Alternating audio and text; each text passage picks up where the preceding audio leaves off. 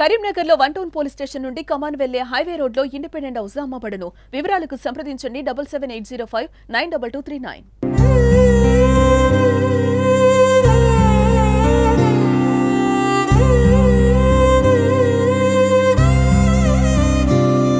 నేను ఎట్లా బతకాలే దేవుడు, మన ముగ్గురు వెళ్ళారు దేవుడు, నేను వీళ్ళని ఎట్లా దాదాలే దేవుడు.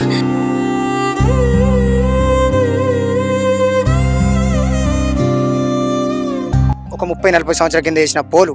సో ఇదే పోలుకు చూడండి, పైన 11 kV వైర్ నడుస్తుంది, కింద 3 ఫేజ్ నడుస్తుంది.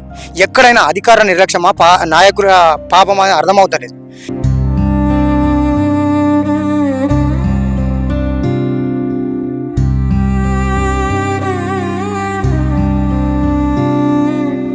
మనిషి ప్రాణాలు పోయిన తర్వాత అప్పుడు రెస్పాండ్ అవుతారా? రైతు విషయం కూడా జరిగింది కదే, సేమ్ సిచ్యువేషన్. అధికారం నిర్లక్ష్యమే. ఖచ్చితంగా వారి కుటుంబానికి నష్టపరిహారం చెల్లించే వారు కూడా సుమన్ టీవీ వారి కుటుంబంతో కలిసి పోరాటం చేస్తుంది.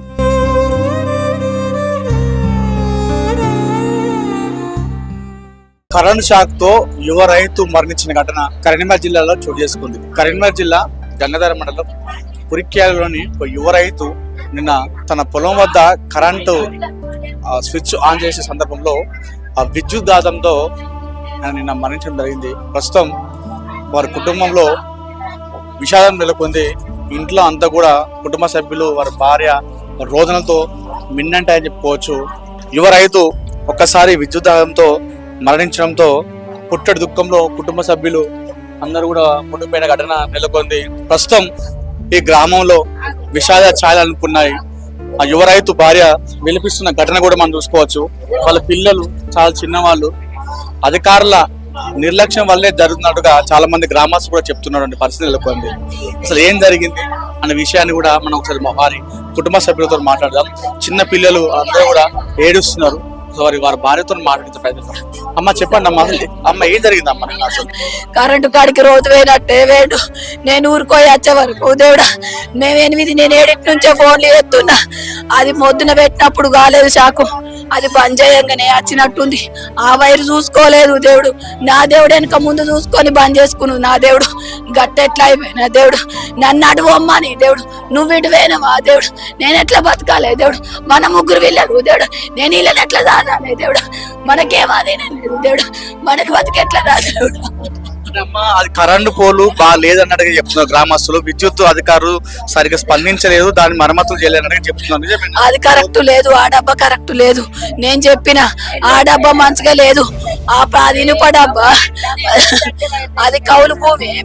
మేము సొంత భూములు ఏడొక్కిత్తేలే దేవుడా, ఇక్కడక్కడ కౌల కొట్టి వేసుకున్నావే దేవుడా, నా పిల్లల దాదాలని దేవుడా, అక్కడిక్కడ కౌల కొట్టి వేసిండు దేవుడు. అది ఇనుప డబ్బా దేవుడా, నీ మరుపు రాదు దేవుడా, నేను ఎట్లా బతుకు. కుటుంబం అంతా కూడా పుట్టడు దుఃఖంలో మునిగిన పరిస్థితి నెలకొన్నది. అది మరమ్మతులు చేపేయలేదు విద్యుత్ అధికారులు. అది మొత్తం కూడా శిథిలావస్థకు చేరింది. కరెంటు పోల్ కూడా దానిపైన 11 kV వైర్లు కూడా తాకడంతో విద్యుత్ దాగం కలిగింది. దానివల్లే యువ రైతు చనిపోయినట్టు కూడా వారి భార్య కూడా చెప్తున్న పరిస్థితి కూడా మనం చూసుకోవచ్చు. ప్రస్తుతం అదే పుట్టడి దుఃఖంలో మునిగిపోయారు కుటుంబ సభ్యులంతా కూడా. అతను కొంతమంది రైతులు ఉన్నారు, అది ఏ విధంగా జరిగింది అన్నట్టుగా వాళ్ళు చెప్తామని చెప్తున్నారు. సో ఒకసారి స్పాట్కి వెళ్దాం. ఆ స్పాట్కి వెళ్ళి ఆ విద్యుత్ అధికారుల నిర్లక్ష్యం ఏంటని చెప్పేసి అది చూసే ప్రయత్నం చేద్దాం.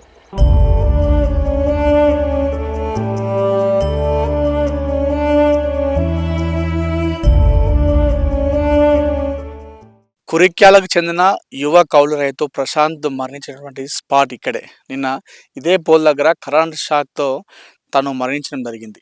సో నేను స్పాట్ దగ్గరికి రావడం జరిగింది.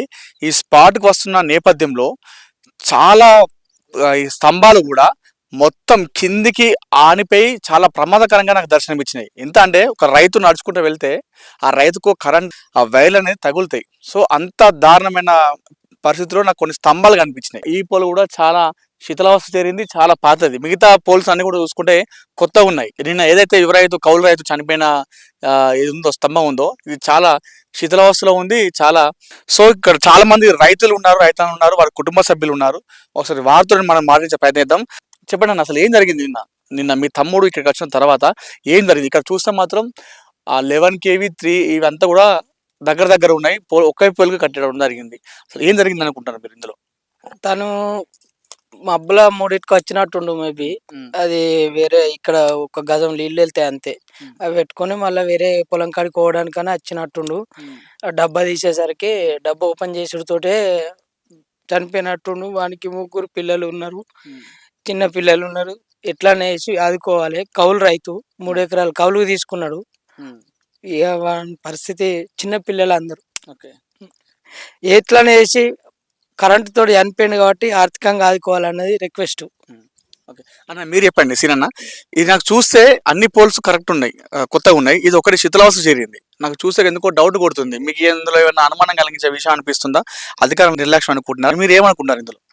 నిజంగా నిన్న మన గంగాధర మండలం కురికాల గ్రామంలో యువ రైతు చనిపోవడం చాలా బాధాకరం.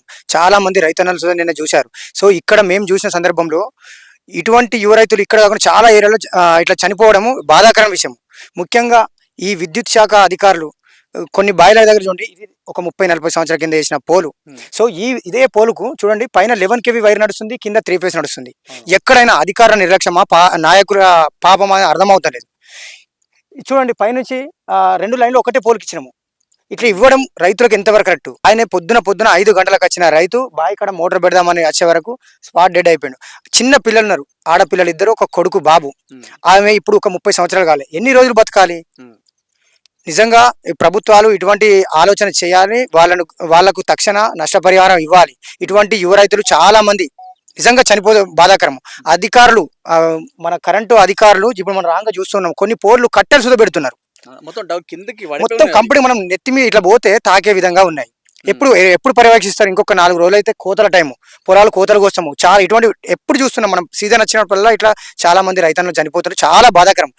తక్షణమే ఈ ఒగ్గరి ప్రశాంత్ కుటుంబాన్ని ప్రభుత్వం ఆదుకోవాలి. అధికారులు, కరెంటు అధికారులు సుతా వాళ్ళకి వచ్చే ఎక్స్గ్రేషన్ ఏదైనా ఉంటే ఖచ్చితంగా వాళ్ళ నష్టపరిహారం ఇవ్వాలని మేము రైతన్నలాగా వేడుకుంటున్నాం. అంటే ఈ స్పాట్ దగ్గర రావడం జరిగిందా? విద్యుత్ అధికారులు చెప్పడం జరిగిందా? ఎలా జరిగిందన్న విషయం పర్యవేక్షించారా? యాక్చువల్ గా నిన్న పొద్దున ఈయన చనిపోయినాక తీసుకెళ్లారు, అప్పటి వరకు రాలేదు. ఈవినింగ్ చాలా మంది రైతులు వచ్చి ఇక్కడ చూస్తే ఏం జరిగిందని చూస్తే డబ్బా మొత్తం గాలిపోయింది. పైన చూసే వరకు పైన 11 kV వైర్ ఉంది. కింద మనము ఒక రైతన్న మోటార్ పెట్టుకోవాలంటే 3 ఫేస్ కరెంట్ మాత్రమే వాడతాము. 3 ఫేస్ కరెంట్ కు అనేది మనిషి ఎప్పుడు ఏ రోజు చనిపోలే. నేను గత 20-30 సంవత్సరాలు వ్యవసాయం చేస్తున్నా, 3 ఫేస్ కు మనిషి చనిపోడు. ఎందుకంటే ఇక్కడ 2 వైర్లు జాయింట్ అయినాయి కాబట్టి చూడండి, డబ్బా మొత్తం అట్లా ఎప్పుడు ఒక పోలుకు సుధా మొత్తం అలా కరిగిపోయింది అంటే దాన్ని మనం అర్థం చేసుకోవచ్చు. అధికారులు సుధా కొంచెం ఆలోచన చేయండి. ఎందుకంటే ఆ కుటుంబాన్ని ఆదుకోవాల్సిన పరిస్థితి ఖచ్చితంగా ఉన్నది. ఇక్కడ లోకల్లో ఉన్న ఎమ్మెల్యే గారు కానీ, మిగతా ఇంతవరకు ఉన్న ఎమ్మెల్యే కానీ వచ్చి వెళ్ళిపోయారట. ఆ కుటుంబాన్ని ఆర్థికంగా ఖచ్చితంగా ఆదుకోవాలి, అధికారులు ఖచ్చితంగా ఆదుకోవాలి. ఎందుకంటే ముఖ్యంగా ఈయన చేసింది అంటే కౌలు రైతు. ఈయనకు ల్యాండ్ లేదు, జాగా లేదు, ఏదో దుబాయ్ పోయి వచ్చి బయట కౌలుకు చేసుకొని చేద్దామనే రైతులను, ఇటువంటి కౌలు రైతును ఖచ్చితంగా ఆదుకోవాల్సిన పరిస్థితి ప్రభుత్వానికి ఉంది, నాయకులకు ఉంది. ముఖ్యంగా విద్యుత్ శాఖ అధికారులు ఇటువంటి నిర్లక్ష్యం చేయకూడదు. అంటే మీరు ఒక రైతుగా చెప్పండి, విద్యుత్ అధికారులు రైతులకు ఏదైనా అవగాహన కార్యక్రమం కల్పిస్తున్నారా? రైతులకు వచ్చి ఇలా ఉండాలి, ఇలా చేయాలని చెప్పేసి చెప్పడం జరుగుతుంది మీరు ఒక రైతుగా? ఎందుకంటే చాలా మంది కూడా ప్లాస్టిక్ వాడకుండా ఇంకా ఇప్పటికి కూడా ఇనుపై వాడుతున్నారు, దానివల్ల ప్రమాదకరం. సో ఇవాళ వాడదు అని చెప్పేసి ఈ అవగాహన కల్పిస్తున్నారు విద్యుత్ అధికారులు? లేదండి, చాలా సార్లు మేము ఇప్పుడు గత ఒక 10 సంవత్సరాల నుంచి చూస్తున్నాము. అధికారులు అప్పుడు ఎగ్జాంపుల్ చెప్తాను, అప్పుడు ప్రభుత్వం కానీ ఇప్పుడు ప్రభుత్వం కానీ రైతులకు ఖచ్చితంగా కొన్ని ఇన్సూరెన్స్ అన్న కట్టియాలి. ఎప్పుడు వచ్చి మాకు ఇట్లాంటి అవేర్నెస్ ప్రోగ్రామ్ చేయాలి. ఎందుకంటే వర్షాలు పడ్డప్పుడు కానీ, తుఫాన్లు వచ్చినప్పుడు కానీ రైతులు ఎందుకంటే చెట్టనక పుట్టనక రాత్రి అనక తెల్లందాకా పొద్దురాక తిరుగుతూ ఉంటారు. ఇప్పుడు ఈ రాత్రి మనం ఇప్పుడు చూసిన ఒక 4 కిలోమీటర్ దూరం వచ్చినాం, ఎక్కడ ఎన్ని గుంతలు ఉన్నాయి ఏమో తెలియదు. సో అధికారులు సుధా ఏంటంటే విద్యుత్ కాడికి వచ్చేటప్పుడు విద్యుత్ అధికారులు, అక్కడ లైన్ మెన్ కానీ, పై ఏఓ కానీ మిగతా వాళ్ళందరూ సంబంధిత అధికారులు మొత్తము రైతులకు అవేర్నెస్ ప్రోగ్రామ్ చేయాలి. ఎందుకంటే ఒక ప్రాణం విలువ ఏంది అంటే డబ్బులతో రాదు. అలా ఆయన మీద ఆధారపడి వాళ్ళ కుటుంబము, భార్య, తల్లిదండ్రులు అందరూ ఉంటారు కాబట్టి సో అధికారులు మాత్రము, ప్రభుత్వాలు కానీ ఇటువంటి వాళ్ళ అవేర్నెస్ ప్రోగ్రామ్ చేయాలని ఒక రైతన్నగా నా ఆవేదన. దూరంకి వెళ్ళి చూస్తుంటే ఒక పోల్ మొత్తం ఇందాక మనం మాట్లాడుకున్నాం చాలా కిందికే పడిపోయి ఉన్నది. మరి అక్కడ రైతు చెప్పట్లేదా, లేకపోతే చెప్పిన అధికారులు పట్టించుకోవట్లేదా? అసలు ఇలాంటి గ్రామాలలో చాలా వస్తున్నాం. కొంతమంది ఫోన్ చేసినప్పుడు కూడా అధికారులు పట్టించుకోరు. అంటే కొంతమంది చాలా మంది రెస్పాన్సిబిలిటీ తీసుకుంటారు, పట్టించుకుంటారు. చాలా ప్లేస్లలో కూడా కొంచెం మారుమూల గ్రామాలకు పోతే అక్కడ చెప్పే వాళ్ళు ఉండరు, చేయలేదు, ఎందుకు చెప్పుడులే అని చెప్పి ఆ రైతన్న కావాల్సిందే పంట పండినామా, పోయినామా, కోసుకున్నామా, నా పని అయిపోయిందని మాత్రమే చూస్తాం. నేనైనా అంతే.